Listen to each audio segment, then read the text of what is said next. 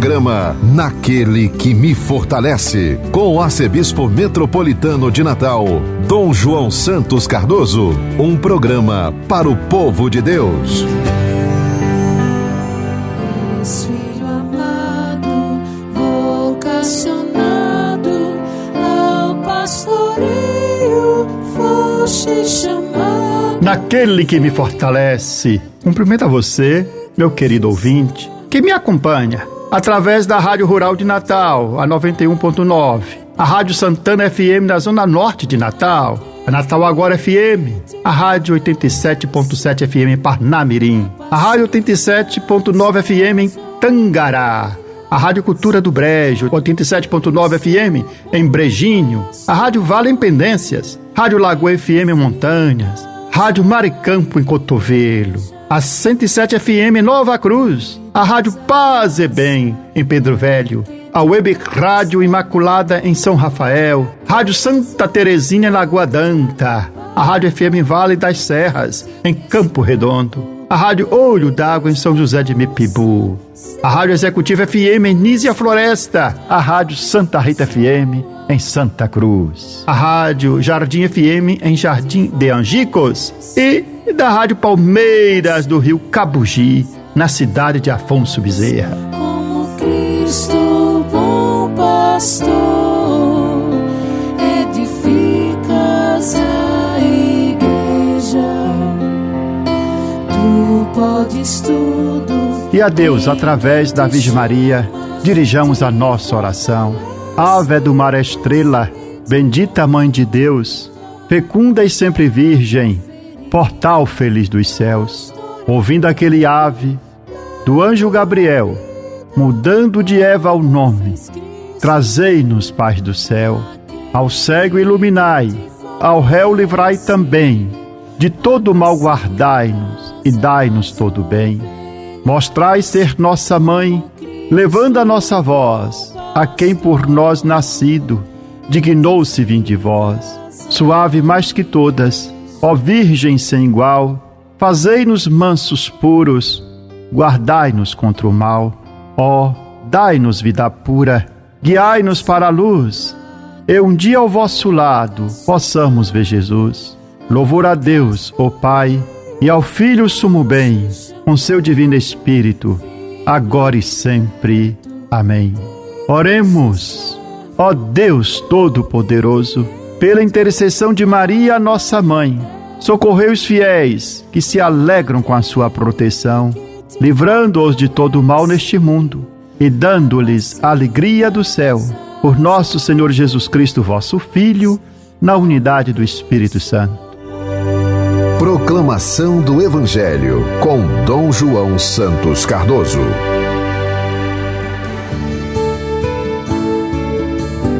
Neste 16º domingo do tempo comum, o Evangelho proclamado em nossas liturgias é o de Marcos, o capítulo 6 e o versículo de 30 a 34. Assim narra o evangelista. Naquele tempo, os apóstolos reuniram-se com Jesus e contaram tudo o que havia feito e ensinado. E ele lhes disse: Vinde sozinhos para um lugar deserto e descansai um pouco. Havia de fato tanta gente chegando e saindo que não tinham tempo nem para comer. Então foram sozinhos, de barco, para um lugar deserto e afastado. Muitos os viram partir e reconheceram que eram eles. Saindo de todas as cidades, correram a pé e chegaram lá antes deles. Ao desembarcar, Jesus viu uma numerosa multidão e teve compaixão, porque eram como ovelhas sem pastor. Começou, pois, a ensinar-lhes muitas coisas. Palavra da salvação, glória a vós, Senhor.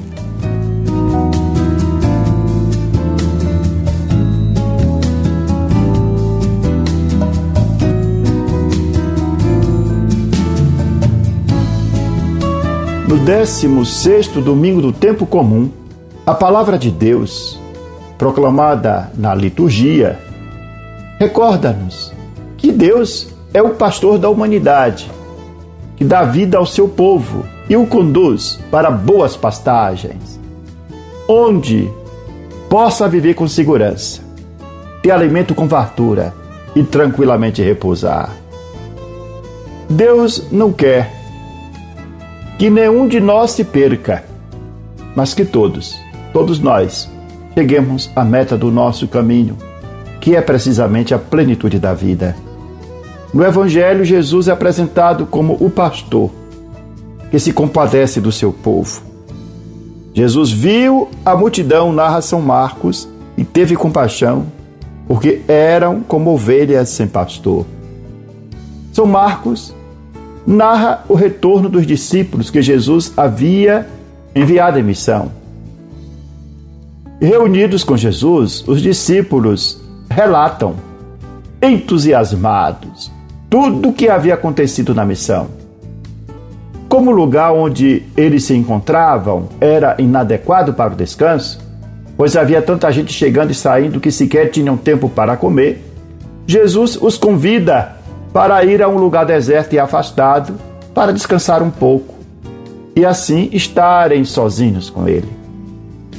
Quando eles entraram no barco para ir àquele lugar deserto e afastado, muitos os viram partir.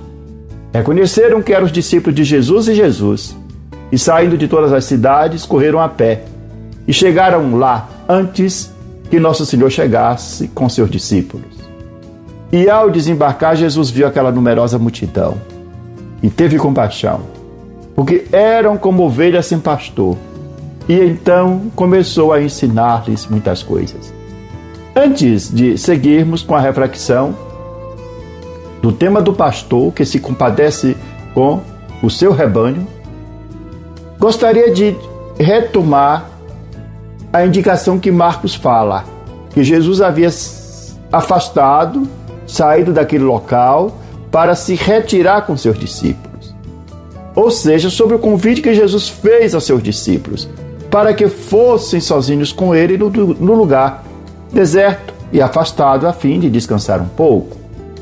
Após uma intensa atividade missionária, os discípulos são chamados a descansar e a retirar-se com Nosso Senhor. Ou seja, Jesus convida seus discípulos a fazer um retiro espiritual. O encontro pessoal com Jesus é de fundamental importância para a espiritualidade do discípulo, a fim de que esse possa gozar da intimidade com seu Senhor, alimentar-se da sua palavra, dos seus ensinamentos, para com entusiasmo dar continuidade ao anúncio do Evangelho. O retiro é uma prática muito constante na ação missionária de Nosso Senhor Jesus Cristo e de todo o povo de Deus. Os padres do deserto retiravam-se para os lugares desertos, a fim de cultivar a solidão e experimentar mais de perto o que Cristo viveu no deserto. Ou seja, buscavam o deserto para superar o próprio tentador em seu campo, uma vez que o deserto é o lugar do encontro com Deus, mas também é o lugar da tentação. O deserto tem uma função teológica e sempre esteve presente na espiritualidade do povo de Deus. O povo de Israel percorreu o deserto por 40 anos. Foi tentado muitas vezes e caiu na tentação, mas também experimentou o poder de Deus durante sua travessia do deserto. E os grandes profetas cultivaram o deserto como lugar do encontro com Deus e da afirmação da própria vocação. Assim também Jesus leva os seus discípulos para um lugar deserto e afastado, a fim de descansar um pouco. O retiro, na vida do discípulo missionário, de quem segue Nosso Senhor Jesus Cristo, de quem está assumindo a sua missão no mundo, nas realidades da vida, na igreja, tem a função do descanso e também a função de estar a sós com o Senhor, na intimidade e na oração. No retiro, o discípulo nutre-se do alimento espiritual, que é o próprio Senhor, e realimenta as suas motivações para cuidar do rebanho do Senhor, do qual ele teve compaixão, uma vez que parecia ovelhas sem pastores caminhando à deriva. Jesus confiou aos apóstolos, escolhidos por ele, a missão de conduzir o seu rebanho. O rebanho não pertence àquele que é enviado. O rebanho é de Nosso Senhor Jesus Cristo. E a tarefa do pastor, de quem é escolhido e enviado por Jesus em missão, é cuidar do seu rebanho. com o mesmo zelo que teve nosso Senhor Jesus Cristo, que deu a vida por suas ovelhas. Na liturgia do 16º domingo do tempo comum, lê-se também a profecia de Jeremias. E na profecia de Jeremias, justamente Deus julga severamente o pastor que descuida de sua missão de cuidar do rebanho que lhe fora confiado. O profeta Jeremias fala: ai dos pastores que deixaram perder-se e dispersasse o rebanho da minha pastagem, diz o Senhor Deus. Deste modo diz o Senhor, Deus de Israel, aos pastores que apacentam o meu povo: vós dispersastes o meu rebanho e o afugentastes e não cuidastes dele. Eis que eu irei verificar isso entre vós e castigar a malícia de vossas ações, diz o Senhor. O profeta Jeremias critica os pastores de Israel porque foram negligentes. Jesus vê o povo caminhando à deriva e tem compaixão porque vê como se fosse um rebanho sem pastor. Já Jeremias, no seu tempo, também havia criticado os pastores de Israel devido à sua negligência, por não ter pastoreado o rebanho de Deus, o povo que Deus confiou aos seus cuidados, mas buscado seus próprios interesses, se aproveitando do rebanho, e assim as ovelhas foram dispersadas, foram exiladas. Jeremias, ele viveu o exílio, ele profetizou durante o exílio, ele mesmo também foi exilado. E ele percebeu, na sua leitura, ele entende que o exílio abateu-se sobre o povo de Israel como uma grande catástrofe, porque os pastores haviam descuidado da sua missão de liderar Israel e assim permitiram que o povo se enfraquecesse moralmente. De fato, a Babilônia invadiu o país, destruiu o templo de Jerusalém e a cidade santa, e exilou as lideranças para a Babilônia, dispersou, portanto, o povo de Deus entre as várias nações, e aqueles que ficaram em Jerusalém ficaram ali sem nenhuma perspectiva. E é nesse contexto que o profeta Jeremias responsabiliza os pastores de Israel pelo exílio. Ele os acusa de negligência, porque deixaram de cuidar do rebanho.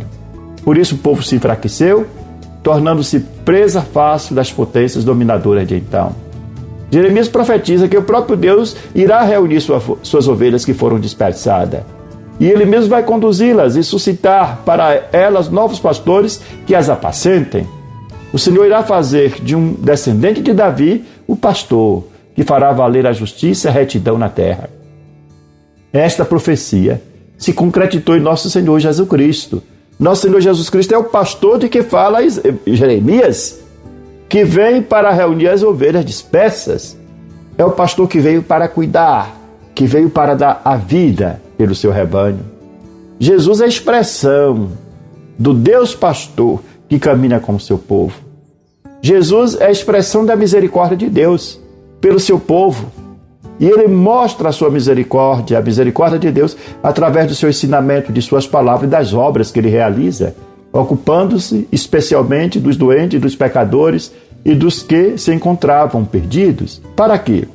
Para os reconduzir aos verdadeiros, às pastagens eternas, onde então as ovelhas pudessem ter vida e vida abundância e viver em paz e em segurança.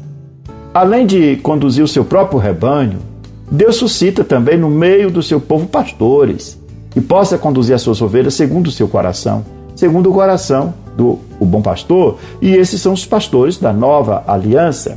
Muitos de nós temos responsabilidade no meio do povo de Deus. O bispo que conduz uma diocese, um padre que cuida de uma paróquia, o coordenador de uma pequena comunidade que coordena aquela comunidade, um catequista tem a responsabilidade de ensinar a catequese aos seus catequizandos, um pai ou uma mãe de família que deve cuidar da própria família, ou um coordenador de um pequeno grupo, de um pequeno movimento. Todos esses, em diferentes graus, exercem funções de pastores. Não são donos das ovelhas, são donos daquele grupo que é chamado a servir, mas que justamente como pastor, com o coração do bom pastor, deve dar a vida por seu rebanho. Porque, de fato, o rebanho pertence a nosso Senhor. Por isso, todos aqueles que exercem funções no meio do povo de Deus devem sempre assumir a condição de servidores do povo de Deus, para que nenhuma ovelha se perca. E todos devemos ter os olhos fixos no bom pastor, que é nosso Senhor Jesus Cristo, que jamais nos abandona. Como nós recitamos no Salmo responsorial da liturgia dominical: o Senhor é o pastor que me conduz, nada me falta. Pelos prados e campinas verdejantes Ele me leva a descansar. Para as águas repousantes me encaminha e restaura as minhas forças. E mesmo que eu possa atravessar pelo vale tenebroso, nenhum mal eu temerei. Estás comigo com bastão e com cajado, e eles me dão segurança. Assim como o salmista, Deus, como pastor, cuida de cada um de nós. Como Paulo afirma também na carta aos Efésios, que é proclamada na liturgia do 16º domingo do tempo comum: Cristo é a nossa paz. É aquele que de dois fez uma só coisa, abatendo o muro de separação que os dividia, ou seja, a inimizade por meio da sua carne. Que Deus suscite entre seu povo pastores, para que possa conduzir o rebanho de nosso Senhor Jesus Cristo na integridade, garantindo a unidade do rebanho, derrubando os muros da divisão.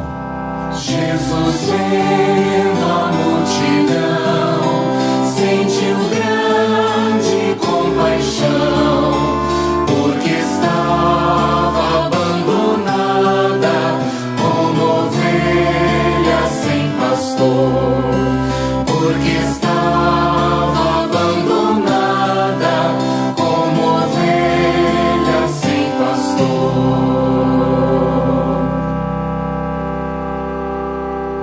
O Senhor é o pastor que me conduz, não me falta coisa alguma. Pelos prados e campinas verdejantes, Ele me leva a descansar. Jesus vendo a multidão, sentiu grande compaixão, porque estava abandonada como ovelha sem pastor, porque estava abandonada como ovelha sem pastor. Para as águas repousantes me encaminha e restaura as minhas forças. Ele me guia no caminho mais seguro, pela honra de seu nome.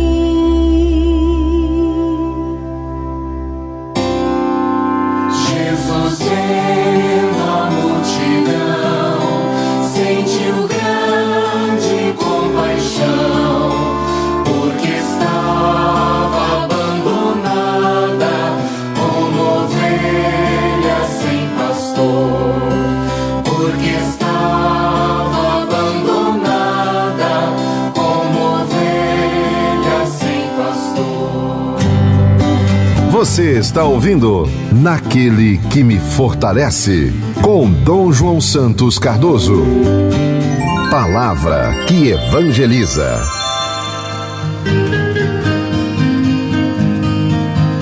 A gula é um desejo excessivo e desordenado por comida e bebida, que vai além da necessidade de nutrição, transformando-se em um anseio descontrolado por puro prazer sensorial. O místico medieval Hugo de São Vito classifica a gula como o 6º vício entre os 7 pecados capitais, que ele compara aos rios da Babilônia, aos quais espalha o mal pela terra. Para superar a gula, ele a associa ao 6º pedido do Pai Nosso: não nos deixeis cair em tentação. E a 6ª bem-aventurança: bem-aventurados os que têm fome e sede de justiça. Segundo a abordagem de Hugo de São Vito, a gula seduz o ser humano, afastando-o dos valores superiores e da busca por Deus. Assim, a gula não apenas gera outros pecados, mas também desvia o homem da verdadeira felicidade espiritual. Santo Tomás de Aquino, na Suma Teológica, considera que o ato de comer, embora seja uma necessidade humana, torna-se pecaminoso quando se desvia da razão em moderação.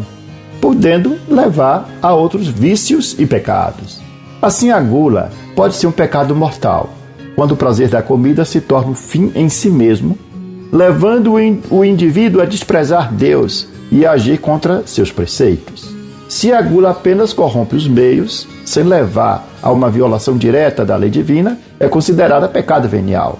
Santo Tomás também classifica a gula como um vício capital, porque seus prazeres são totalmente desejáveis, e a busca dos seus prazeres leva a cometer outros pecados.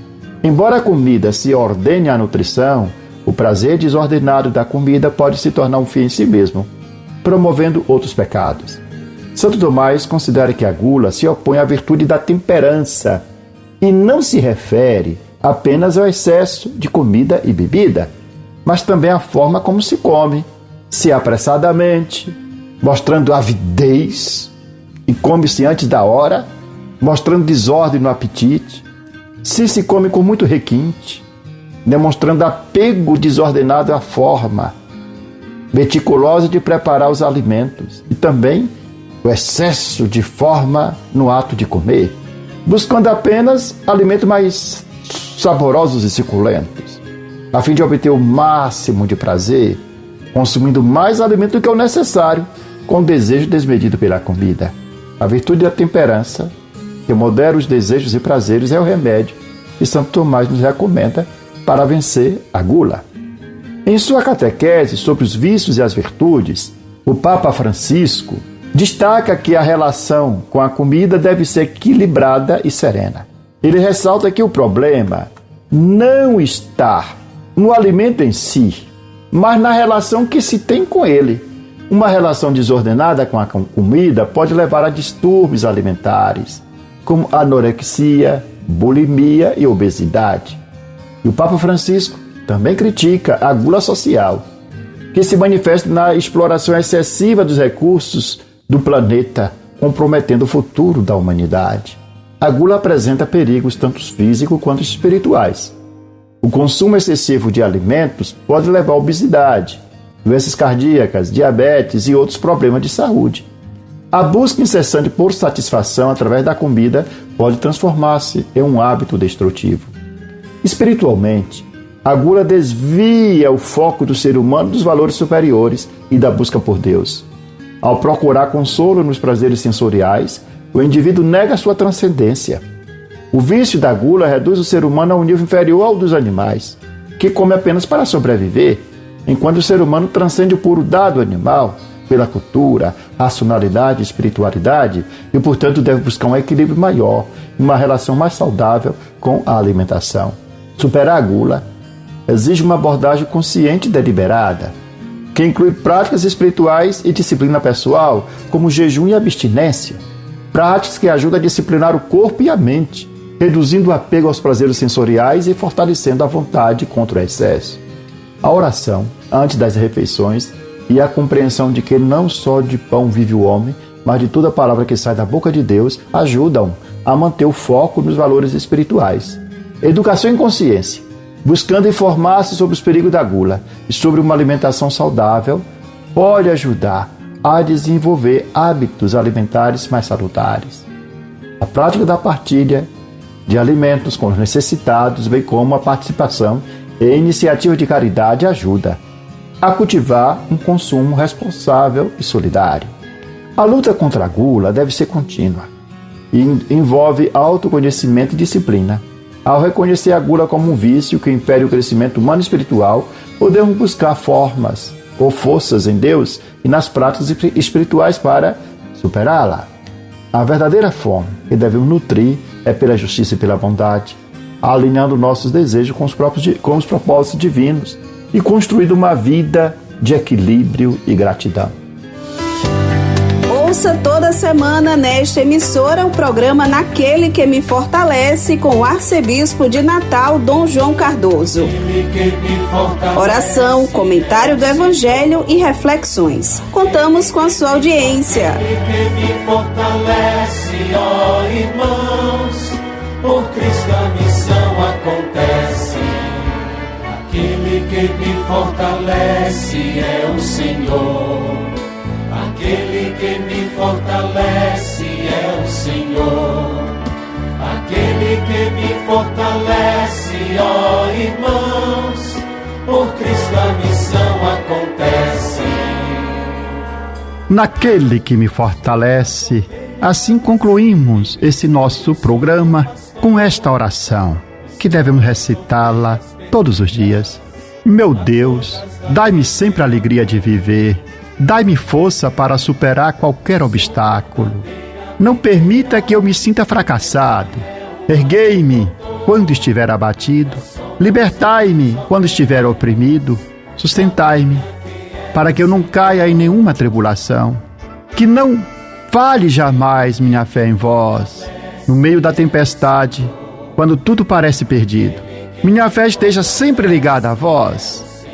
Senhor, meu coração confia em vós, porque sois fiel a mim e em todos os momentos. Amém.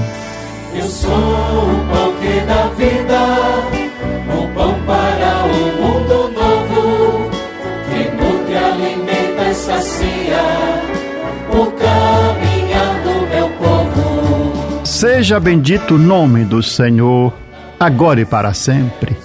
A nossa proteção está no nome do Senhor, que fez o céu e a terra. Que a bênção de Deus Todo-Poderoso, Pai, Filho e Espírito Santo, desça sobre vós e permaneça para sempre. Amém. Aquele que me fortalece é o Senhor. Aquele que me fortalece é o Senhor.